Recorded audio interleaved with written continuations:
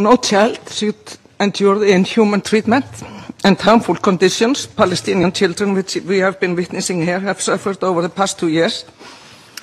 Their physical and psychological well-being continues to be violated at an unacceptable scale. Palestinian children have the right to be protected, underline that, under international humanitarian law and human rights law. When these obligations are breached, it is our collective duty, especially as state parties to the Geneva Convention and Convention of the Rights of the Child, to demand accountability and respect for the law. And I say otherwise, and it's pretty fair to say that we, the international system, if we are not doing that, we are failing. We are failing heavily.